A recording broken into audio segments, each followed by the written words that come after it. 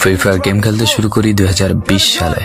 এলাকার ভাই ব্রাদার গুলোকে দেখতাম রাতে এক জায়গায় বসে বসে শুধু চিল্লাচিল্লি করতো। একদিক দিয়ে ভালো লাগতো, অন্যদিক দিয়ে মনে হতো এরা এমন চিল্লাচিল্লি কেন করে, চারজন করে। তারপর তাদের কথা মতো তাদের মতোই শুরু করি ফ্রি ফায়ার গেম।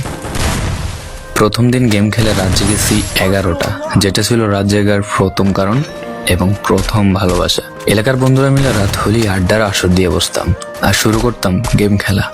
সবাই তখন গেম খেলা নতুন শুরু করি। এত পরিমাণ আনন্দ ছিল গেমটিতে যা বলে বোঝানো সম্ভব না। তখন ভালো কোনো ফোন ছিল না, ল্যাগ করতো, তবুও খেলতাম। আব্বু আম্মুর কি পরিমাণ বকাঝকা খেয়েছি সেটা বলা বাহুল্য। অনেকদিন তো স্কুলও যাইতাম না, বন্ধুরা বসে গেম খেলতাম। কিছু টাকা জুগিয়ে কয়েক মাস পর একটা লেভেল আপ পাস ছিল না, 200 টাকায় বোধ হয় 800 ডায়মন্ড পাওয়া যেত। তো সেখান থেকে 800 ডায়মন্ড থেকে একটা অলক ক্যারেক্টার নিই। আর সেই অলক ক্যারেক্টার ছিল তখনকার সময়ের সবচেয়ে দামি ক্যারেক্টার। তখনকার দামি প্লেয়ার মনে হতো নিজেকে। আবার গেমের ভিতর অনেকের সাথে বন্ধুত্ব পর্যন্ত হয়ে গিয়েছিল। গেমের ভিতরে বন্ধুত্ব হলেও বাস্তব ছিল বন্ধুত্বগুলো।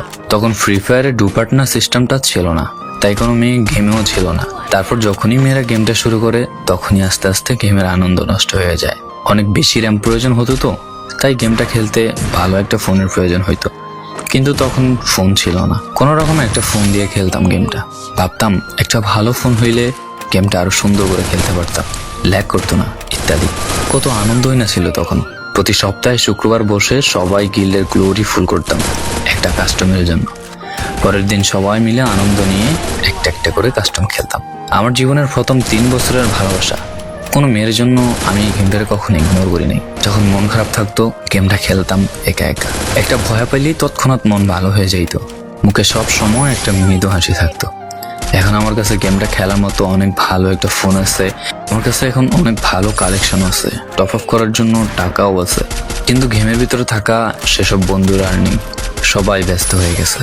সবার আইডি গুলো অফলাইন হয়ে গেছে।